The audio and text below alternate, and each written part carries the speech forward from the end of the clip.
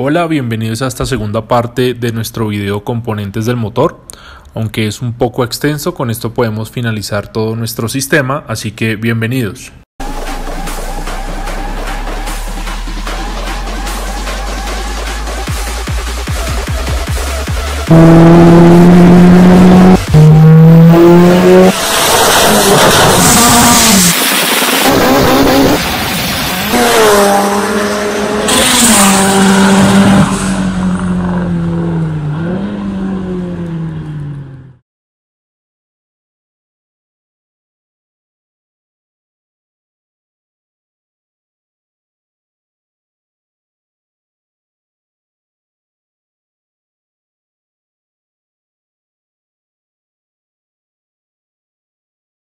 Ya una vez definido nuestro sistema de bloque, nuestro sistema de cigüeñal en conjunto con bielas y con pistones, pues encima de nuestro bloque vamos a tener un elemento importante que es la denominada culata o cabeza, dependiendo de dónde estén viendo este video. Pues bien, ¿qué es esto? Básicamente lo que tenemos es otra fundición en aluminio, hierro, dependiendo de la tecnología que haya usado el fabricante y lo moderno o antiguo que sea el vehículo, pero es una fundición en donde a partir de esa fundición se hacen unos mecanizados y unos terminados en donde podemos ver que existen unos conductos. Entonces aquí podemos ver unos conductos y nuevamente estamos hablando de un motor de 4 cilindros y vemos 4 puertos. Estos puertos pueden corresponder en un lado a la admisión de aire y en el lado posterior vamos a tener otros conductos que van a corresponder al escape de gases quemados, ya producto de la combustión. ¿Qué más va a tener una culata? Pues bien, una culata va a tener como elemento importante este que vemos acá y se llama el eje de levas, que como su nombre lo dice es un eje, es decir, toda una línea central que a partir de él vamos a obtener una especie de lóbulos o levas, que son unas excentricidades que se generan, como podemos ver acá, sobre esa línea central, y eso va a hacer que en contacto con las válvulas o unos impulsadores o unos seguidores, bueno, dependiendo del diseño, ya vamos a ver, pues activemos unos mecanismos que nos servirán para poder generar todo el proceso de combustión. ¿Cómo se ve una culata por debajo? Es decir, la parte que va en contacto contra el bloque. Pues la parte que va en contacto contra el bloque, en este momento vamos a ver una culata de 8 válvulas.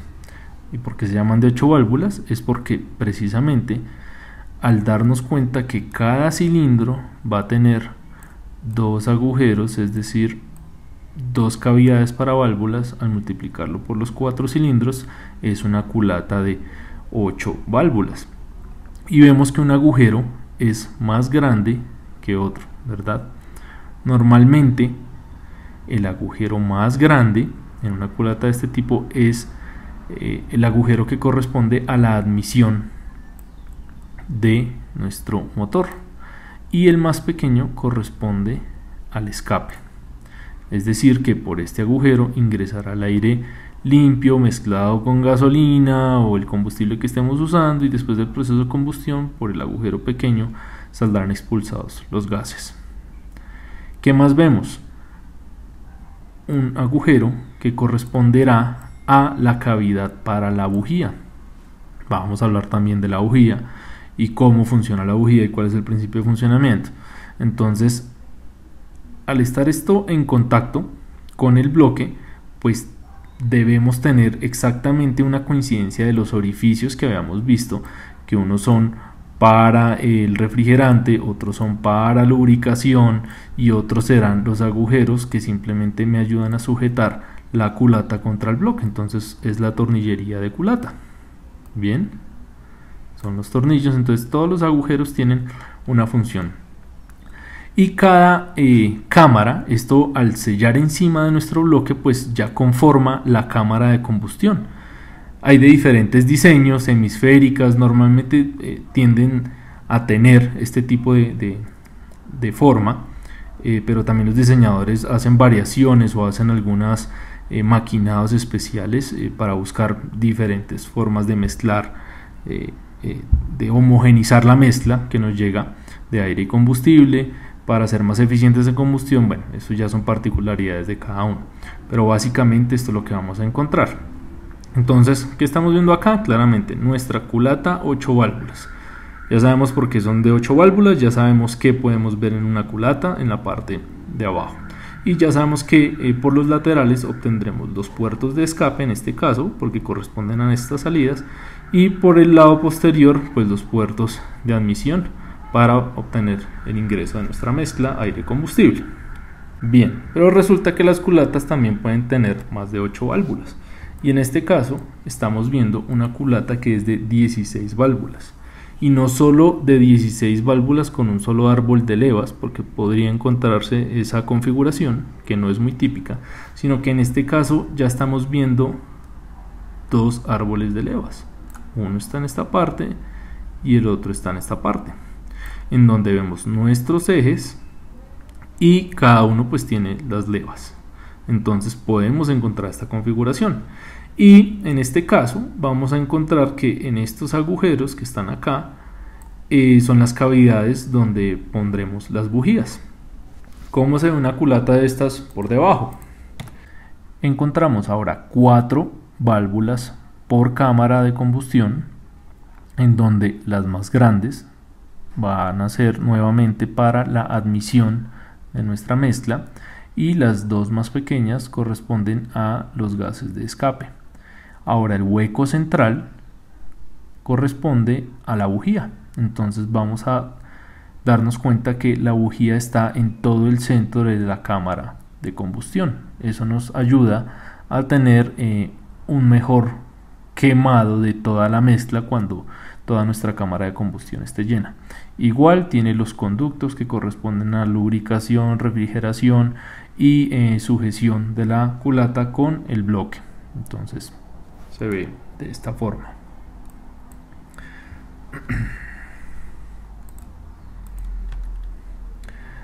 Bien, pues cuando ya está armado un motor y una culata, pues por fuera vamos a ver que normalmente encontramos este tipo de arreglo, y es que tenemos dos piñones, un piñón encargado de la admisión y otro piñón encargado del escape.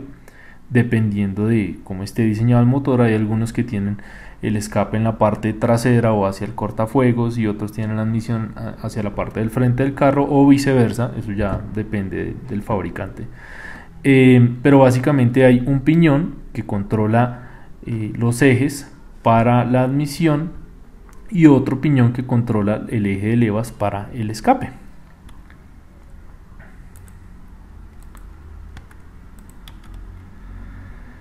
Pero también podemos encontrar una particularidad en que hay una culata que es 16 válvulas, doble árbol de levas, pero resulta que solo vemos por fuera un piñón, no como en la imagen anterior.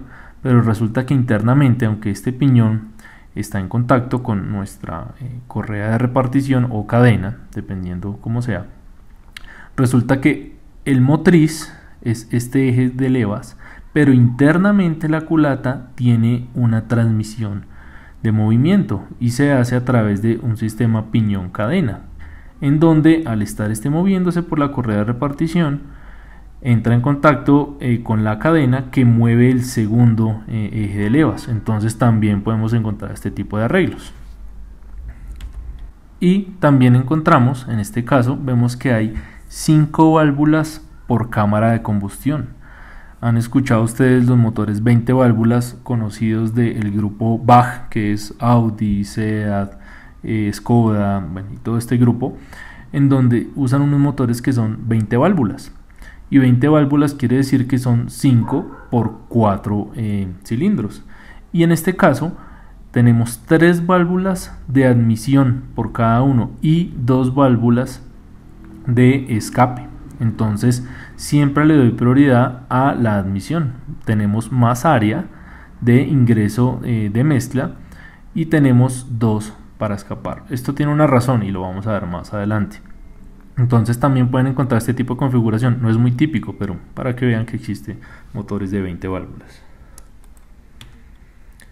Bien, pues como vimos, la culata tiene sus ejes de levas, tienen unos mecanismos que son unos impulsadores hidráulicos, es decir, funcionan con el lubricante, el mismo lubricante que usamos para todo el motor. Ellos se cargan de aceite, ellos generan una resistencia por estar cargados de aceite y en contacto con estos balancines y los impulsadores, pues vamos a obtener el movimiento de las válvulas.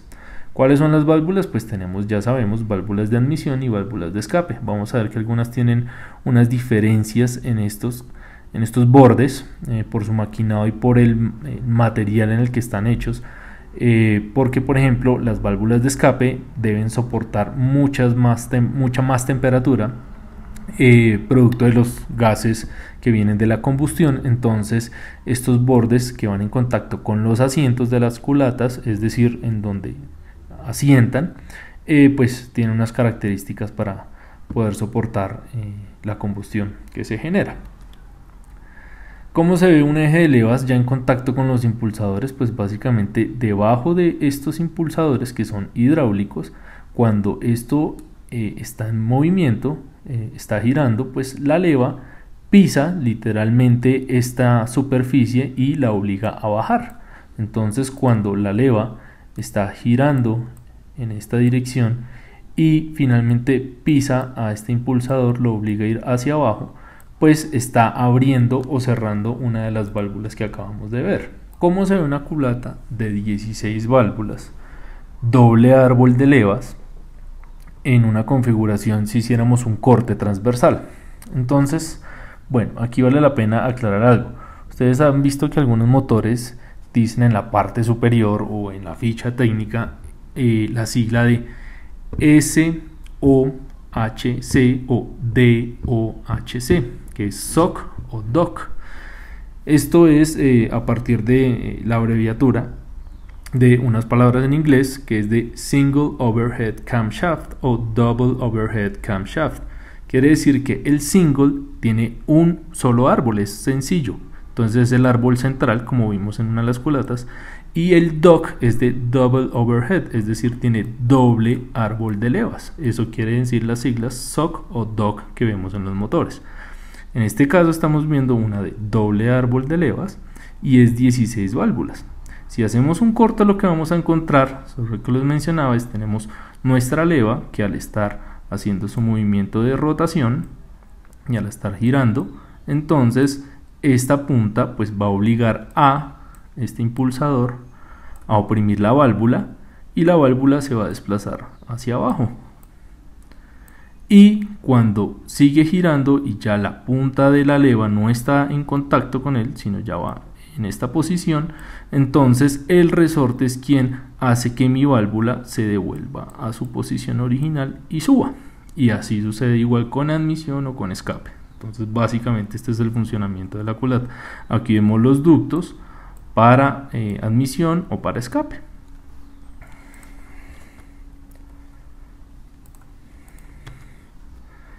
Aquí podemos ver el funcionamiento de una culata que tiene un solo árbol de levas, pero ese árbol de levas único ya utiliza un sistema diferente para poder hacer la transmisión de movimiento lineal a nuestras válvulas de admisión o escape. ¿Cómo se ve esto?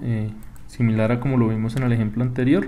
Entonces lo vemos así. Si hacemos un corte y lo vemos de frente, estamos viendo que está nuestro eje de levas acá. Aquí estamos viendo nuestra leva. Cuando la leva está girando y toca a este balancín, pues esto genera un movimiento hacia arriba, que por estar pinado acá, esto genera un movimiento hacia abajo, y al mover esto hacia abajo, pues mi válvula va a tener este desplazamiento lineal. Después, ¿cómo recupera su posición cuando la leva ya giró y dejó de entrar en contacto? Pues el resorte es quien hace que ella devuelva su posición original. Bien, punto importante, el sistema de ignición. Normalmente el sistema de ignición pues depende de una bobina, que ya hay diferentes tipos de bobinas y formas de dar ignición, pero en vehículos antiguos se usaba una única bobina, la cual después iba a proveer esta chispa a un distribuidor, que se llama distribuidor porque él recibe la señal de esta bobina, un alto voltaje, y empieza a distribuirlo en el número de cilindros que corresponda, en este caso 4, y él empieza con un rotor simplemente a distribuir por medio de unas escobillas, a distribuir la chispa, y ya por cada cable llega a su bujía. Pero hoy en día lo que más vemos son paquetes de bobinas. Entonces tenemos paquetes de bobinas en donde vemos que desde allí salen los cables de alta directamente a las bujías. Internamente esto ya está cumpliendo la función de estas antiguas bobinas. Aquí ya tenemos unos ignitores que proveen el disparo directo de aquí a cada cable, a cada bujía. Entonces estos son nuestros paquetes de bobinas. Y otro caso en que podemos encontrar bobinas de ignición ya son las denominadas coil on plug. Quiere decir que en cada conector tenemos una bobina independiente, es decir, tenemos un riel, en este caso porque también están totalmente independientes. Aquí tenemos pues todo un sistema, un circuito integrado que me da la señal a cada una, y ya cada bobina va montada sobre la propia bujía prácticamente. O también podemos tener bobinas independientes, es decir, no comparten un circuito electrónico entre ellas, y cada una va independiente con su conector al cable que corresponda del arnés del vehículo. Entonces es la otra opción que podemos encontrar. La bujía, pues bujías también hay de diferentes tamaños, características, de grados de temperatura a los que funcionan, con los electrodos de diferente tamaño, de iridio. Bueno, eso lo hablaremos más adelante, y qué podemos ganar a partir de un sistema de ignición también.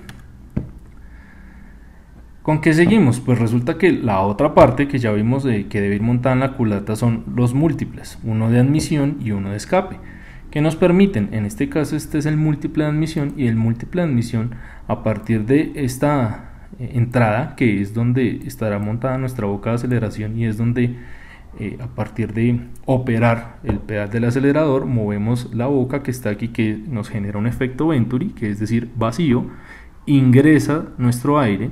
¿Y qué más vamos a encontrar en nuestro múltiple de admisión? Vamos a encontrar unos orificios que, dependiendo del diseño del múltiple, en este caso este es de este estilo, vamos a encontrar unos orificios en donde irán montados ¿quiénes? Nuestros inyectores, porque los inyectores, al estar montados sobre nuestro múltiple de admisión, lo que van a hacer es meter el combustible atomizado dentro de este flujo de aire que va directo a la culata. La culata está acá, obviamente, y ya ingresa nuestra mezcla aire-combustible a la cámara de combustión, que ya vimos cómo está diseñada.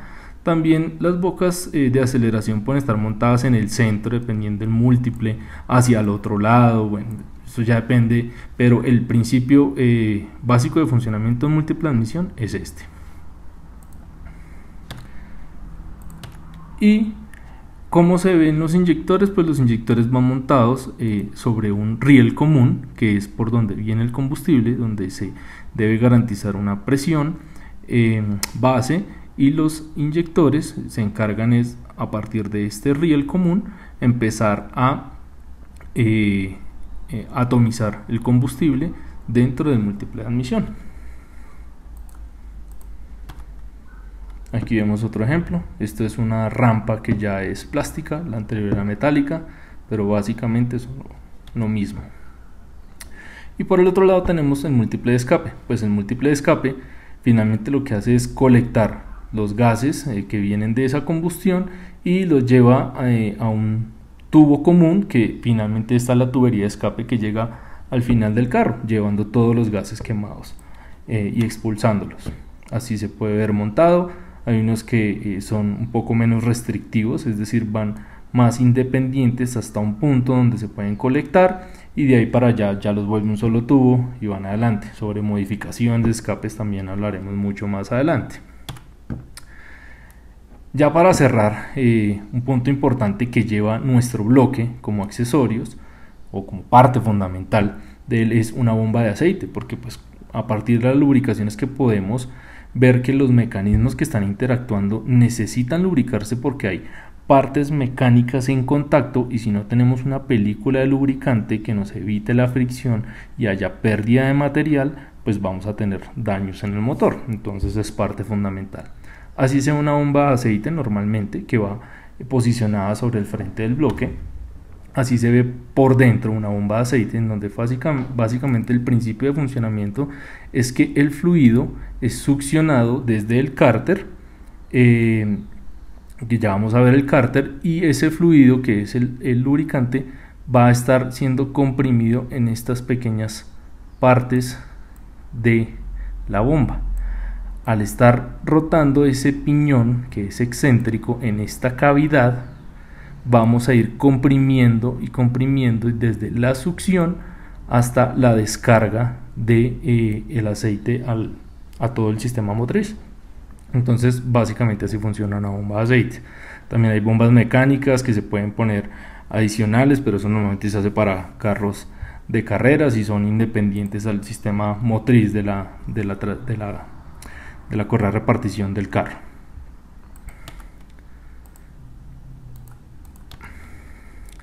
En esta parte vemos por debajo de un bloque que ya está armado, se puede ver el cigüeñal, se pueden ver las tapas de las bielas, está lo que se conoce como la poma. Básicamente es un conducto de succión, y ese conducto de succión lo que hace es llevar el aceite que está contenido en la tapa de este bloque, que finalmente es el cárter, que es el depósito del lubricante, y a partir de esta succión, que aquí hay un filtro para evitar que algún componente de suciedad o que haya soltado el motor por alguna razón no sea succionado hacia la bomba y se tape. Entonces esto es lo que hará que nuestra bomba funcione. Este es el cárter, y básicamente es una tapa que funciona como contenedor, y lo que tiene también es un tapón, que es el tapón que finalmente cuando mandamos cambiar nuestro aceite, pues es el que se quita para poder vaciar el cárter y hacer cambio de aceite. Por último, el volante. El volante tiene tres funciones, y la primera función que nosotros hacemos del volante, como pueden ver, él tiene el volante es un plato en hierro o en aluminio en algunos carros. También como mejoras vamos a ver que se puede hacer a partir de los volantes, y vemos que es una rueda dentada. Entonces vemos que tiene unas muescas que pues corresponden a los dientes, y esos dientes van a ir en contacto con el motor de arranque, que el motor de arranque básicamente es un pequeño motor eléctrico que en su punta tiene un pequeño piñón que va en contacto con estos dientes. Cuando nosotros hacemos ignición en el vehículo, pues literalmente lo que estamos haciendo es mover este volante para que el motor gire, producto de este contacto. Entonces el primer uso que le damos al volante es ese. El segundo uso que tiene el volante es mantener la inercia de todo el motor.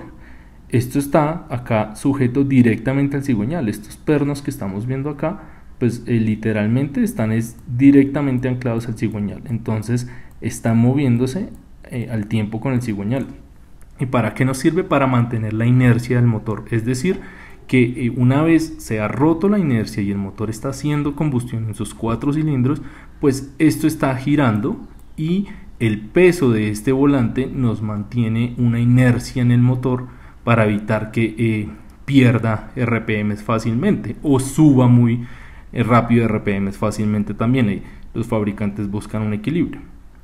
Y la tercera función de este volante, que es una masa importante, es que también nos ayuda a evitar armónicos y pulsos de vibración en el motor, porque cuando empezaron a hacer pruebas con los primeros vehículos, realmente se daban cuenta que los vehículos vibraban mucho, por ejemplo cuando se apagaban. Es decir, que al cerrar el contacto y mientras el motor terminaba de parar, se generaban altas vibraciones. Eso producto de una masa que en ese momento estaba ausente, no era parte del diseño de los motores, y lo que se busca con esto es evitar esos eventos transientes de vibración que se genera por temas de masa y rigidez en todo el conjunto motriz. Entonces esa es otra función del volante, evitar picos de vibración que son muy destructivos para el sistema. Bien, pues ya para terminar, aquí estamos frente a un vehículo en el que ya podemos reconocer muchas cosas de las que vimos hoy. Tenemos nuestra culata, que por la forma en que vemos es de un solo árbol de levas. Vemos que no tiene la disposición de doble árbol. Podemos ver en la culata los múltiples de escape y el múltiple de admisión, que a su vez tiene su riel de inyectores. Tiene una boca de admisión que tiene unos paquetes de bobinas. Entonces pues podemos reconocer muy fácilmente ya elementos en el motor. Y aquí tenemos otro montaje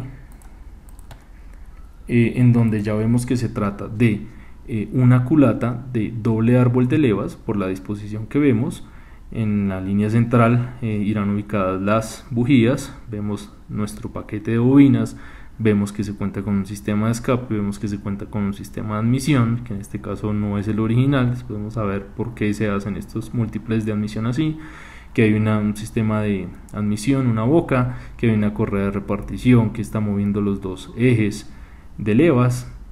Entonces, bueno, creo que con esta generalidad el video está un poco largo, pero creo que es suficiente para que podamos entender de aquí en adelante todo lo que vamos a hablar.